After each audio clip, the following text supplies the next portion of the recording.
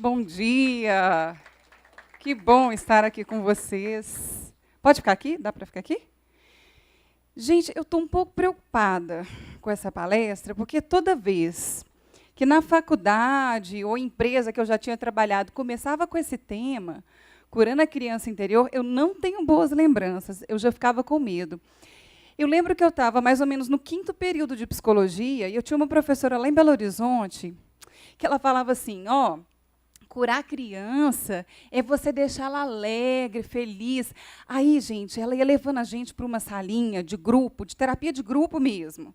E aí dividia, né? Metade da sala era numa semana, a outra metade era na outra. Eu, meu Deus do céu, o que vai ser essa salinha de grupo? E eu chegava lá, já estava vendo uns balões, eu falei, não sei nem como é que brinca de balão, será que é isso que é curar a criança interna? Mas vamos lá, eu tinha que fazer. Chegava lá, alguém aqui lembra dos saltimbancos? Au, au, au, mia, miau, au, au, cocorocó. E ela começava com saltimbancos. Dos saltimbancos, ela passava para o balão mágico, trem da alegria, e numa casinha de biscoito de sorvete, até chegar no Sandy Júnior, que era para uma geração mais nova. E ali as pessoas tinham que levantar o balão, né, tinham que brincar, fazer as brincadeiras. Eu ficava assim, meu Deus do céu, se isso for curar a criança ferida, eu estou lascada. Só na próxima reencarnação. Que eu odiava essas dinâmicas. Nada contra quem faz, tá, gente? Mas, assim, realmente a gente morria de medo. E aí eu me lembro que teve um workshop uma vez lá em Lagoa Santa, que o tema era esse também. E aí um cara, já todo bem vestido, assim e tal, de terno, virou e falou assim, Letícia, pelo amor de Deus, naquelas coisas de jogar balão para cima, que eu vou ficar espontâneo, que eu vou curar minha criança, não, né? Não é saltimbancos, balão mágico. Eu falei, não, não é assim. Então, vocês podem ficar tranquilos, tá? Porque o nosso tema hoje é curando a criança interior, mas não é soltar balão. Não que isso seja ruim, que bom quem consegue fazer isso, né? Que ótimo. Quem não consegue, está tudo bem também. Tem criança que, às vezes você foi uma criança mais quieta, mas não quer dizer que você está mal resolvido por isso. Mas a criança que nós vamos falar aqui hoje não é bem essa. É aquela que Freud estudou nos adultos. Como é que Freud estudou as crianças? Mal resolvidas, todos nós. Vou falar bem baixinho aqui, todos nós. Escutando os adultos, trabalhando o famoso tema do infantil nos adultos. Ser infantil é ser infantil? Não. São coisas que eu registrei lá na minha infância e que estão atuando aqui até hoje. Mas nós temos um desafio. Como é que nós vamos fazer? Trabalhar um pouquinho da cura da criança interior, se eu não sei nem onde está a minha criança, ou alguém aqui sabe. Eu, por exemplo, não sei onde está a minha agora, né? Mas onde está a sua criança? O que é sua criança interior? O que é isso? As pessoas falam tanto, Joana de Ângeles tem falado isso em quase todos os livros da série psicológica. O que é curar a criança interior? O que vocês acham que é isso? Alguém se arrisca a fazer um comentário, pelo amor de Deus? Não vai ter que vir aqui cantar saltimbancos, nem soltar balão, tá bom? O que é curar a criança interior? Para quê? Vou curar para quê? Estou bem assim, do jeito que eu estou? E aí vocês lembram das outras palestras? Vou dar uma ajudinha, tá? Aí vocês lembram das outras palestras, né? Que o Vicente falou, a Ana Paula falou, o Dr. Wesley falou. A gente acha que sabe quem que a gente é. A gente acha que está bem resolvido. Eu já contei aqui para vocês, quem está lá no Curar Ser, eu fico péssima. Porque eu, psicóloga, estudo a doutrina e cada vez mais eu descubro que eu menos sei. De vez em quando eu dou umas barganhadas com Deus. Mas não é possível? Quando é que a gente vai aprender a se conhecer e a se descobrir? E eu quero saber se vocês, então, estão dispostos a conhecer a criança de vocês, que tem atuado na vida de vocês e vocês não têm percebido. Porque quem não estiver disposto vai entrar por aqui e vai sair por aqui. Tudo bem. Mas eu quero saber se vocês estão dispostos. Porque dizer assim, não, criança é uma coisa lá do passado. E aí a gente precisa lembrar que na psicologia isso não funciona. Passado, presente e futuro não são cidades diferentes que eu fui passando e hoje eu estou aqui no presente, o passado ficou lá atrás. O problema é que o passado continua atuando. Como é que eu vou descobrir a criança que eu preciso trabalhar em mim? Como? Vocês podem me dar alguma dica? Vocês estão curiosos também? Então, olha que interessante. Desde pequenininho, o que acontece lá na nossa relação com os nossos pais? Ah, não, lá vem a Letícia falando de novo disso. Gente, mas eu tenho que voltar, não tem jeito. O que a gente apreende lá na nossa relação com os nossos pais, aquilo ali vai trazer para nós um despertar de como a gente acha que a gente deve ser na vida para a gente sobreviver. Olha que coisa boa. Todo mundo aqui tem um eu sobrevivente.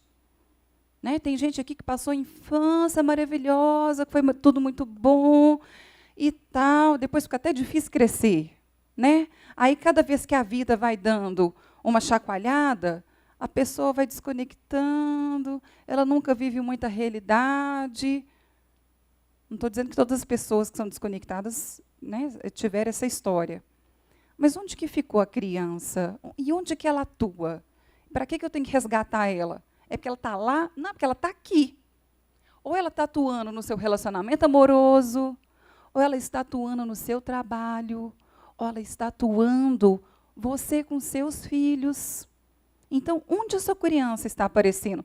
Antes da gente fazer o trabalho de uma ferramenta que ajuda na cura, né, porque a ferramenta, nós vamos testá-la aqui, depois vocês vão fazer bonito lá na vida de vocês. Tá bom? Vai ficar para o final.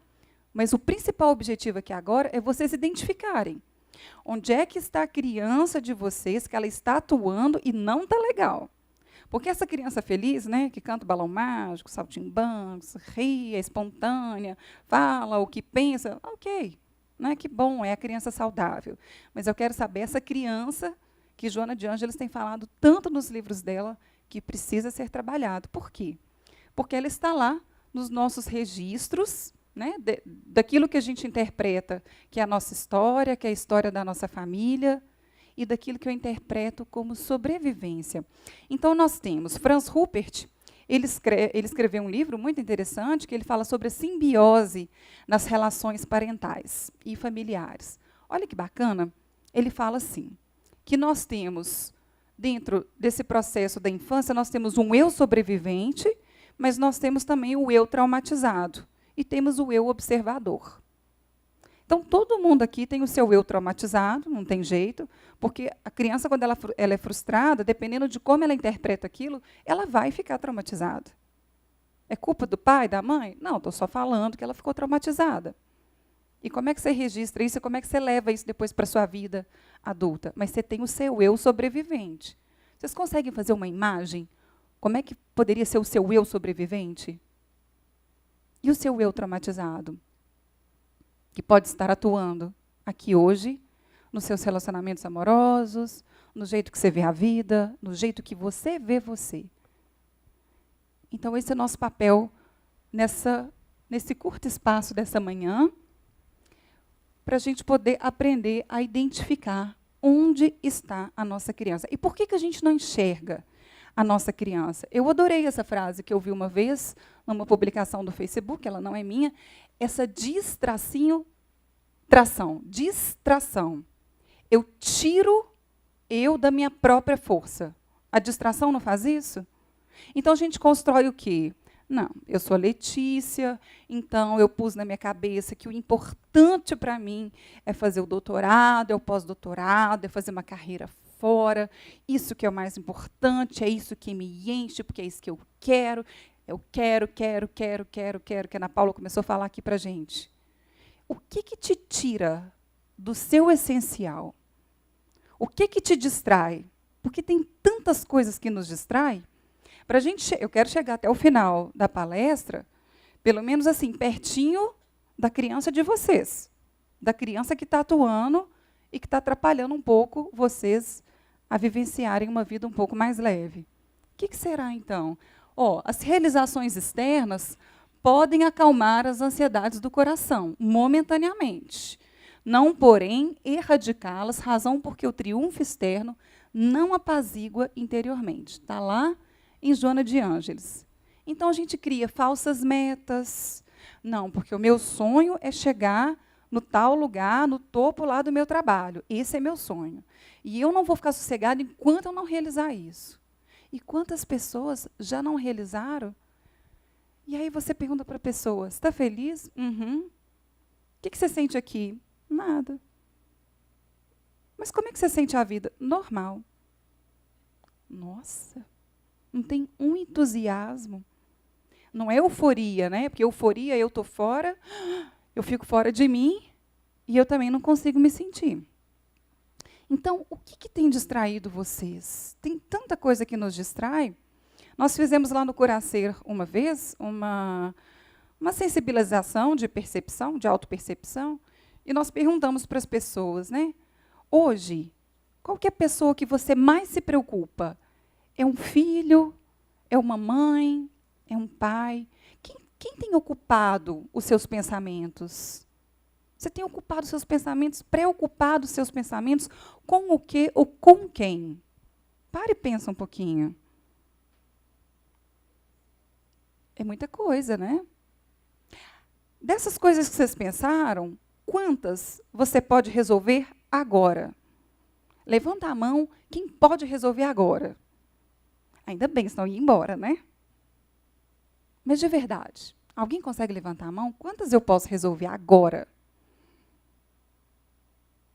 Então, olha o tanto de coisa que a gente cria na cabeça da gente e nós temos esse mecanismo, e aí a gente vai brigar com Freud, que descobriu isso, né? Que nós temos mecanismos de distração para a gente não tomar contato com aquilo que realmente nos angustia. Por quê? Porque justamente o inconsciente tem um desses mecanismos para deixar a gente mais tranquilo. É porque dói, exatamente. Então, para amenizar a dor, eu vou encontrando outras coisas que se parecem com aquilo, mas que não é aquilo, né? Porque aquilo não foi embora, está ali atuando. Mas eu sempre vou ter como mecanismo de defesa ou um esquecimento, ou então eu achar assim, não, mas está tudo bem, aí eu vou perder energia, que eu estou negando. E eu já falei para vocês, o nosso inconsciente ele não funciona com não. Não pensa no elefantinho rosa. Já pensou? Mesma coisa, não sinta raiva. Não, isso aqui não vai fazer mais parte da minha vida. Chega. As mensagens positivas elas são importantes, mas primeiro eu acolho, né, primeiro eu aceito aquilo que está difícil, né, de encarar. Onde será, então, que está a sua criança? Qual que é o seu mecanismo de distração? Eu vejo que um dos nossos grandes mecanismos de distração é a tal da preocupação. E aí o Hamed vai lá falar para a gente, em Dores da Alma, que nós temos esse vício de se preocupar em excesso com as pessoas, porque, na verdade, a gente quer porque quer salvá-las, e muitas vezes não damos para ela o direito e a dignidade delas mesmas se resolverem. Mas a gente tem os nossos complexos de importância. A Letícia também?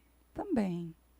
Quantas vezes, né, a gente não se acha tão importante, seja para o pai, para a mãe, para a esposa. Não é que a gente não vai auxiliar, não é que nós não vamos assistir aquelas pessoas que nós amamos. Mas, geralmente, a nossa postura não é de assistência. É salvacionista, não é, gente? Vamos ser honestos? Já começou a aparecer aí uma criança salvacionista. Já vi umas aqui desconectadas, já vi outras aqui, que a gente vai passeando, a gente vai prestando atenção, né? Aí já vi outras aqui também, assim, sabe aquela criança que lá atrás olhou para o pai e pensou assim, gente, mas o meu pai faz tudo errado. Eu vou ser aquele filho que faz tudo certo. Então, eu vou estudar, eu vou poder fazer as coisas que eu quero ter razão na vida. Eu não quero ser igual ele, um sem razão de nada, não. Está atuando, às vezes até hoje. A pessoa está exausta, às vezes, do trabalho, está exausto de tanto querer ter razão para si próprio, mas não trabalhou a criança ferida. Olha lá a criança ferida lá de trás, atuando aqui.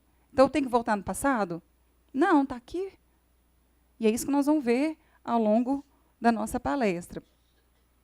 E o Hamed coloca para a gente essa observação que nós podemos orientar, amar, ajudar, mas jamais achar que sabemos melhor como as coisas devem ser e como as criaturas devem se comportar. Um outro movimento de distração muito comum nas mulheres, a Marion, que é uma psicóloga, já faleceu, ela tem esse livro que chama O Vício da Perfeição. Ela coloca, esse livro, ela só fala disso. Mulheres, é um livro bem feminino, mulheres que têm o vício de ser perfeita. E como que isso influencia nos transtornos alimentares. Por isso que chama o vício da perfeição, compreendendo a relação dos distúrbios alimentares. E ela conta de uma paciente que tinha uma raiva muito grande de não conseguir dar aquilo que ela gostaria para a mãe dela. Então, a mãe era uma mãe muito nervosa na infância. E essa paciente da Marion, ela era uma criança muito boazinha, muito estressada, querendo sempre devolver para a mãe aquilo que a mãe não conseguia na vida, ou querendo, às vezes, doar para a mãe aquilo que a mãe não tinha conseguido na própria infância dela. E ela foi crescendo com a sensação, essa paciente, ela foi crescendo com a sensação de que ela estava sempre errada, porque ela nunca conseguia atingir o alvo que ela queria. Quem que era o alvo dela? A mãe. Não era? Não foi uma coisa que ela interpretou lá da infância dela? E como é que isso chegou aqui na fase adulta? Como obesidade mórbida. Transtornos alimentares. Todos os transtornos alimentares têm a ver com isso? Não. Estou falando do livro dessa pessoa que traz esses casos. Não é? Então, a comida ela passa a ser o quê? Uma distração. Porque aí, de repente, não, mas eu preciso comer alguma coisa. Olha como é que funciona a nossa cabeça. Você está ansiosa, você precisa montar a palestra que você tem para amanhã, ou precisa terminar um trabalho, precisa terminar um namoro. Aí começa, não, mas espera aí, eu quero fazer aula agora de francês. Aí começa a ficar ansiosa, começa a aula, não consegue dar prosseguimento. Não, mas eu estou com vontade de comer uma coisa diferente. Aí você passa uma semana comendo várias coisas para você descobrir o que é que você está com vontade de comer. Ô, gente, isso é movimento de distração, não é? Me tira completamente do meu centro e da minha força. Cadê minha criança que atua? O inconsciente é que está atuando, né? Está fazendo de tudo para eu não enxergar a criança que está atuando. Por que a gente fala tanto da criança? Porque geralmente são coisas que nós interpretamos lá no passado e que está aqui com a gente até hoje. Então, nós temos muitos movimentos de distração, não vai dar para falar todos, mas é importante a gente começar a se observar. Então, Joana de Ângeles coloca lá para a gente que somente consegue essa lucidez, que não é fácil, aquele que se autoanalise. Então, não adianta também eu ir para a terapia, né? Eu falo que fazer terapia tem diversas etapas. Então, tem aquela etapa que a gente vai obrigado, quando a gente é criança, ou quando o marido ou a esposa obriga. Não adianta nada. Né? Vai lá e tal, você vai tomar contato com alguma coisa e pronto. Às vezes, se você é acolhido, aquele acolhimento já é alguma coisa. Aí depois tem aquela etapa que a gente está com muita raiva. Está vendo? Olha o que minha esposa fez, olha o que meu marido fez. Eu vou lá e vou, desculpa a palavra, vomitar. Fazer uma catarse para sair. Que bom, já dá uma esvaziada, né? De repente reduz algum sintoma. Mas depois tem aquela fase que eu já não tenho mais a quem culpar, porque meu pai e minha mãe já faleceram. Ou meu pai e minha mãe não vão voltar na infância. Ou meu ex-marido, minha ex-esposa já casou com outro ou com outra. Agora é comigo mesmo. E aí chega essa etapa que a Joana de Ângeles fala, que somente consegue essa lucidez aquele que se autoanalise, disposto a encontrar-se sem máscara. Qual que é a máscara que a gente cria? Essa que eu estou falando da criança. A que a gente constrói lá na infância. Qual que é a principal máscara que geralmente a criança constrói para ela? O que eu fiz para sobreviver àquilo que me machucou? Vocês sabiam que muitas vezes o excesso de simpatia pode ter a ver com um recurso que o eu sobrevivente da pessoa encontrou para ela lidar com a dor dela? Vocês sabiam disso? E aí, como é que faz? A pessoa não vai ser mais simpática? Ela só vai ter que tomar cuidado para ela não reforçar a dor dela. Por quê? Porque, geralmente, o que ela faz? Então, a pessoa percebeu que ela não ia ganhar aquele carinho, aquele abraço, aquela atenção do pai e da mãe lá na infância. E aí, para ela sobreviver a tanta necessidade que ela tinha de ter aquilo, o que ela faz? Não, então eu já vi que se eu sorrir para todo mundo, e se eu conversar com todo mundo, e se eu for bem simpático, as pessoas vão me olhar, eu vou ganhar a atenção que eu quero. Olha que coisa boa. E aí ela vai sobrevivendo a isso. Só que chega um momento que a gente entra em crise com a nossa máscara. Letícia e Ovelha Negra, também. Também é um papel, também é uma máscara. Né? A pessoa ela costumou ser a vida inteira o bode expiatório. Tudo era culpa desse rapaz. Tudo é culpa dele. Porque ele não faz o dever direito, ele já nasceu assim, ele está igual o tio dele, está igual o irmão da mãe. Então, ele já foi predestinado a ficar assim. Ele vestiu essa máscara, porque assim ele era falado, assim ele era amado, assim ele era visto. Só que vai chegar um momento em que isso não vai adiantar mais. É aquele momento que a gente começa a ficar angustiado, meio deprimido ou deprimida, porque aquela máscara não cabe mais. Aquela máscara que eu criei para eu sobreviver, aquilo que eu não tive, que eu gostaria de ter tido, não serve mais. E não adianta, gente. Todos nós vamos passar por alguma crise que vai dizer, eu falo que é a crise nossa da identidade, né? Eu não me identifico mais com aquela máscara, eu não preciso ser mais esse cara chato da família, eu não quero esse papel mais, não tem mais a ver comigo, eu conquistei tantas coisas boas. Ou eu não quero ser mais a boazinha, eu já não me identifico com isso mais. Aqui aceita tudo. Porque eu estou vendo que isso não está dando resultado. E aí eu falo, né, como já foi falado aqui também anteriormente, que para a gente entrar num processo de perdoar aqueles que foram os nossos cuidadores, né, aqueles que nos deram a vida, para a gente entrar nesse processo de acolher os nossos pais, o nosso coração, a gente vai precisar de tempo também. A gente vai precisar de silêncio. Vocês já repararam que quanto mais a gente quer entender tudo, mais a gente fica angustiado? Vocês já viram? Por quê? Por quê? Por quê? Ué, Letícia, então a gente não pode se questionar? Pode e deve. Mas tem coisas que não tem como a gente explicar. E tem coisas que a gente não vai receber explicação. Mas eu queria saber por que minha mãe aguentou meu pai desse jeito a vida inteira. Se nem sua mãe sabe, o que você vai saber? Então, tem coisas que a gente precisa desistir. Isso faz parte de curar a nossa criança interna. Que a nossa criança criou lá uma forma de sobreviver, aquilo que não foi legal para ela. Né? Todo mundo tem as suas. Se não tem, está grave, tem que olhar, porque todos nós temos. Né? E aí você criou aqueles mecanismos, não teve exatamente o que você gostaria, e o que acontece depois? A gente fica magoado. E chega uma hora que eu preciso de contemplar, de silenciar. Porque eu chego numa fase que eu falo assim, gente, mas espera aí, eu já tentei explicar tudo isso na minha cabeça. Fiz constelação, fiz terapia transgeracional, fiz terapia da herança familiar, fiz terapia... Ok, mas e a sua parte? E eu falo, não só eu, né? Mas Joana de Ângeles deixa isso muito claro para nós, que a oração, ela ajuda demais a gente a fazer isso. E ontem, na hora que eu estava terminando de montar os slides, a minha mãe me ligou, né? Minha mãe perdeu a mãe dela tem mais ou menos uns 3 anos. E depois de 3 anos, nós vamos retornar à cidade que a minha avó morava. E aí, a gente conversando, eu falei assim, mãe, engraçado, eu estou lembrando tanto da minha avó. Ela falou assim, pois é, Letícia, eu estou numa tristeza. Aí eu falei assim, mãe, mas como é que a gente faz?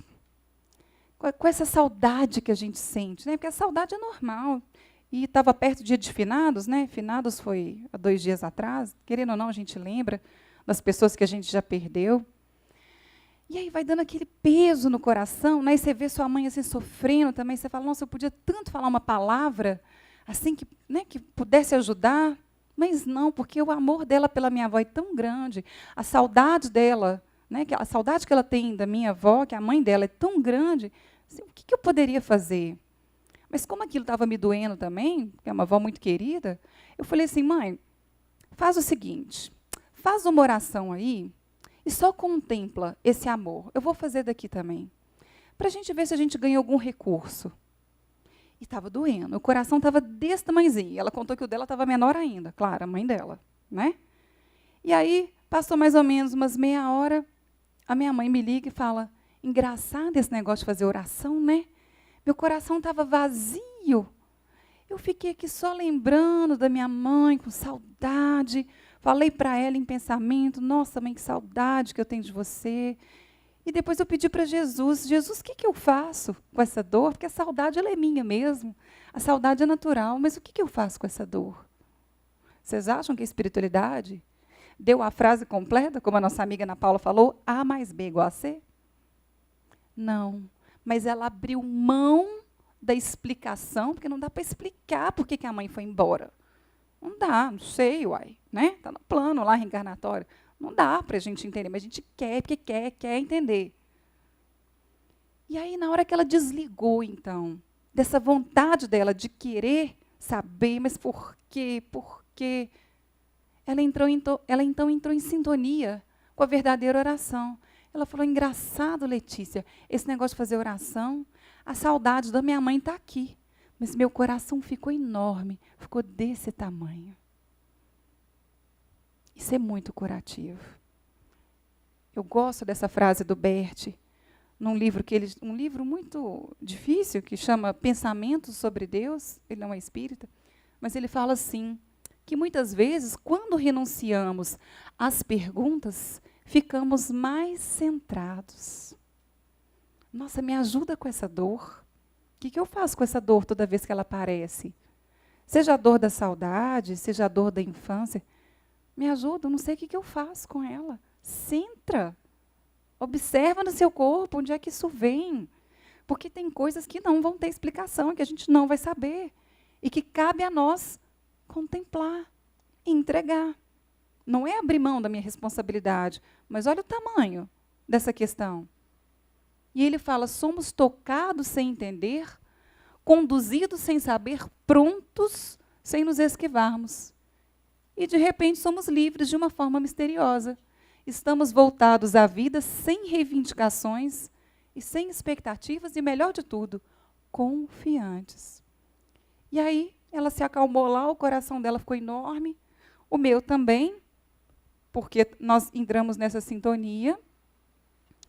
E aí a gente conseguiu ficar bem, mesmo com a saudade gigantesca dessa pessoa tão querida. Vamos, então, mais um passo? Eu tenho que ficar controlando o horário, porque eu não posso passar do horário, tá bom? Então, isso aqui são alguns exemplos das crianças que ficaram escondidas. Escondida em relacionamento amoroso, ela aparece lá, né? Ela está escondida só de você, porque seu parceiro ou sua parceira está vendo. Para vocês começarem a identificar onde está, então, a sua criança. Lembrando que a gente não vai descobrir onde está a nossa criança na nossa mania de importância, porque a gente tem mania de importância, não tem? Eu sou importante no meu trabalho, eu sou importante para o paciente, eu sou importante para fulano de tal, eu que posso resolver isso. Nada. A gente vai encontrar a gente sem essas máscaras. É despindo-se da nossa importância.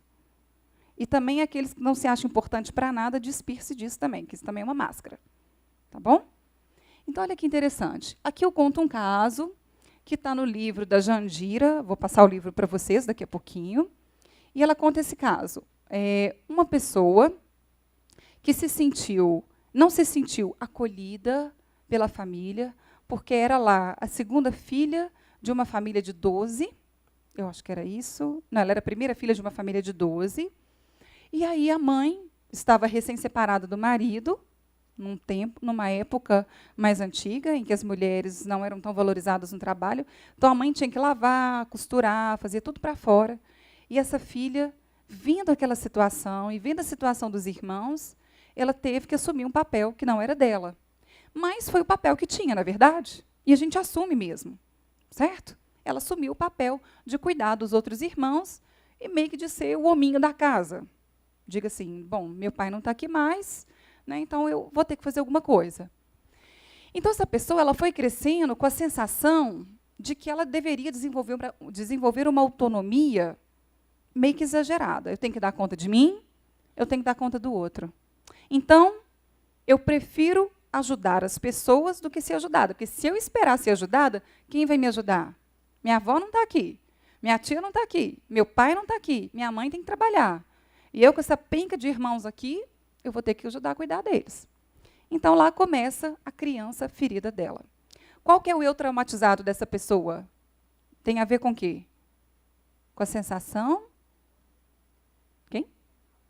Isso, com a sensação de abandono. Esse é o eu traumatizado. É o que a Jandira está explicando para a gente. E qual que é o eu sobrevivente? Ela virou uma super profissional, Mulher Maravilha. Dou conta de todo mundo, não preciso de nada. E o problema é que a gente acredita que a gente é esse eu sobrevivente. Que bom, a gente sobreviveu, estamos aqui, né? Que ótimo. Mas aquilo que eu não acolho, ele vai aparecer depois nos meus relacionamentos. Querem ver? E aí, tá lá. A pessoa não conseguia ser firme com os filhos, porque ela tinha que ser legal, boazinha, ela tinha que ajudar todo mundo para sobreviver à sensação de abandono. Tem um outro nome, daqui a pouco eu vou lembrar. Não era nem negligência. Parece com abandono, mas não é bem abandono. Mas eu vou usar abandono aqui. Ok. Então, a pessoa, para ela sobreviver a isso que doeu, ela teve que ser aquela pessoa que tomava conta de todo mundo. E aí, como que essa criança ferida, o eu traumatizado, apareceu no casamento dela?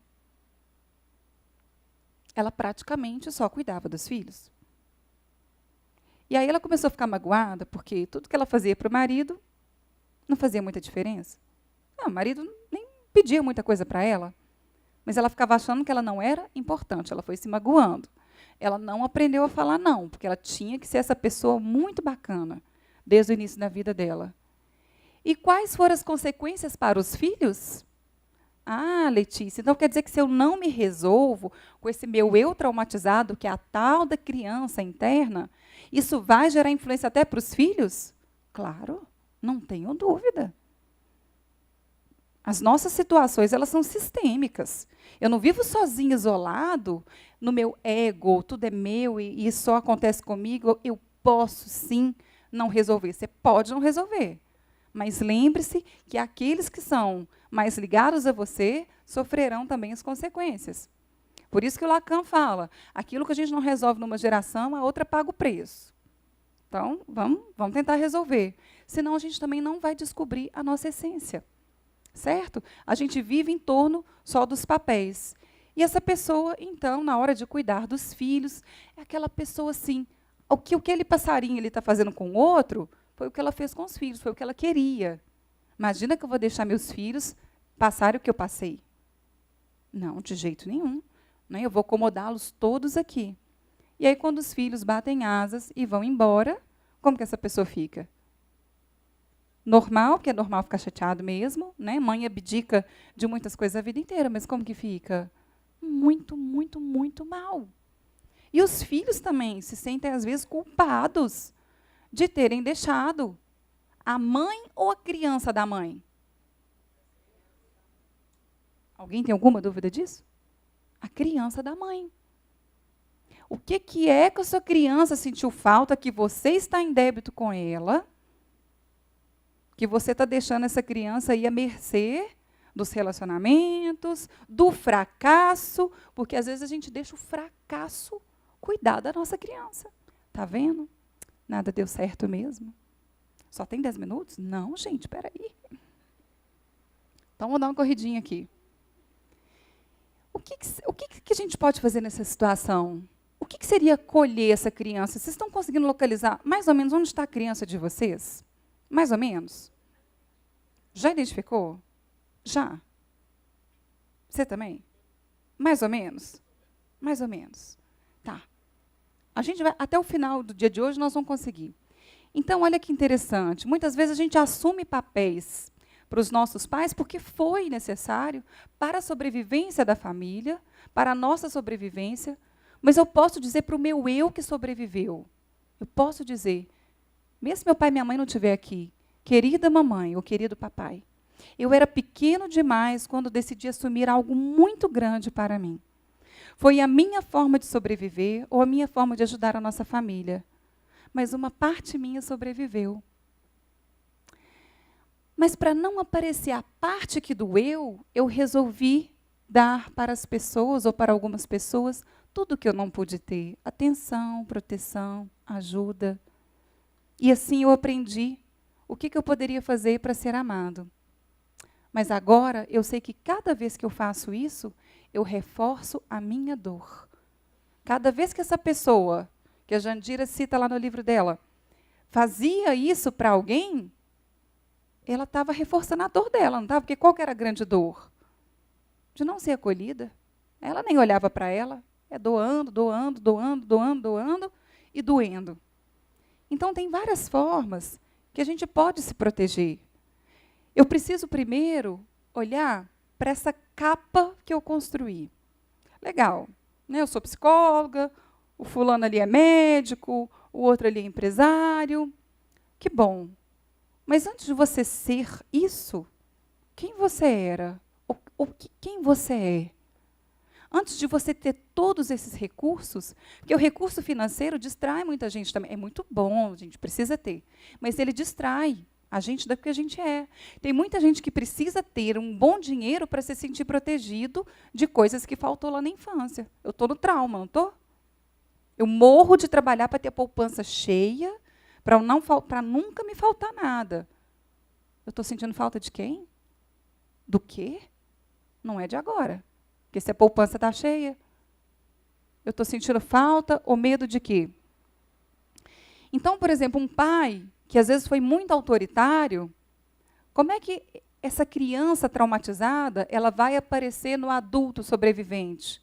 Ou eu vou ser uma super autoritária também, para eu sobreviver, porque foi assim que eu sobrevivi, ou então você é aquela pessoa que toda vez que eu lido com uma pessoa muito autoritária, parecida com o meu pai ou com a minha mãe, eu não consigo conviver. Olha aí, minha criança, que precisa ser acolhida, que precisa ser curada. E nós temos também aquela criança que interpretou alguma coisa dos registros intrauterinos, quando a mãe estava grávida, né? E ali ela interpretou, por exemplo, eu lembro de um caso que a pessoa falou assim: Letícia, engraçado, o que eu mais queria era poder aparecer no trabalho. E ela era, né, tem muito tempo que eu não a vejo, uma mulher muito bonita, chamava muita atenção. Eu falei, mas como assim você não aparece no seu trabalho? Bonita do jeito que você é, competente, fala bem.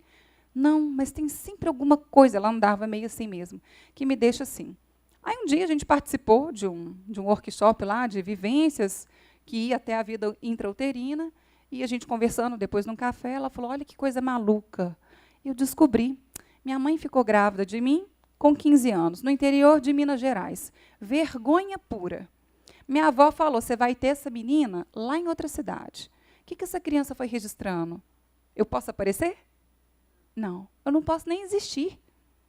E como que isso teve repercussão na vida profissional? Por isso que Joana de Ângeles fala que, para a gente começar a descobrir a nossa criança interna, a gente começa olhando do agora. Olha o que está acontecendo agora. Olha as necessidades que eu tenho do agora. Essa, por exemplo, tinha necessidade de aparecer mais no trabalho, de ser mais famosa no trabalho. A outra tinha necessidade de ganhar mais carinho e atenção dos outros. Não vai dar tempo, né, de falar isso. Vai não, né? E aí a gente tem também aquelas crianças, né, as crianças feridas, que muitas vezes eu falo muito da mãe, mas acho que é importante falar do pai também, que muitas vezes são muito apegadas aos pais, que está lá conectadinha na criança do pai, e que mesmo depois de adulto, não consegue estabelecer um vínculo forte com seu parceiro ou com a sua parceira, tamanha conexão que tinha com o pai ou com a mãe. E geralmente é a conexão que a gente faz com a criança que o pai foi e que a gente acha que não foi cuidado. Letícia, como que ela sabe disso? Transmissão psíquica, né? Freud já falava isso, Jung já falava, tantos outros psiquiatras e terapeutas descobriram isso na análise de seus pacientes, que existe uma transmissão psíquica. Então, por isso a frase do Lacan, aquilo que eu não resolvo, que é meu, da minha história, olha as próximas gerações pagando preço. Né? Eu vou me sentir inteira no meu casamento? Não, porque eu estou sempre ligado à preocupação excessiva com meu pai e com minha mãe, que, na verdade, tem a ver com a criança deles. E fora quando a nossa criança atua nos relacionamentos amorosos. Né? Tudo aquilo, então, que eu gostaria de ter tido com os meus pais, e não tive, ou que eu quero continuar a ter, às vezes foi tão bom, eu vou depositar isso no meu parceiro ou na minha parceira? Eu estou enxergando o outro desse jeito? Não. Porque se o homem quer uma mamãe da parceira, né, ou vice-versa, então nós não temos uma relação sexual. Nós não temos, então, um casal ali. A gente tem uma criança carente buscando aquilo que faltou. E aí a gente começa a expor a criança, a nossa criança interna. Então, vamos observar as áreas que a gente tem mais dificuldade. Né? Tem pessoas que deixam de realizar projetos porque uma parte ficou fantasiosa lá na criança também, que só sonhava. Eu não posso ter frustração. Né? Eu odeio me frustrar. Então, por isso, eu não coloco os meus projetos para eles acontecerem. Eu lembro que eu tinha um colega de psicologia, aí ele chegava assim, ele lia 3 capítulos de um livro. Eu falava, mas você só leu 3? Por que ele? Não, porque vai influenciar nas minhas grandes ideias. Mas era uma crença limitante da criança dele, não era? Então, todos nós temos uma criança que precisa ser resgatada. E nós não vamos... essa é a Jandira, tá, gente? O livro dela, que eu estava citando para vocês, é esse. Que é a maturidade para arriscar e a necessidade de provar. Não vai dar tempo de a gente falar isso hoje, mas no Curacer a gente fala, tá, Natal? Ano que vem.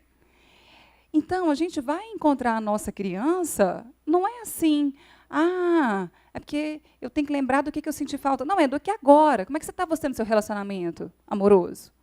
O que é que você tanto reclama? O que é difícil? Como é que é você nos seus projetos de vida, nos seus projetos profissionais? Como que é você com a sua autocobrança? A criança está aí.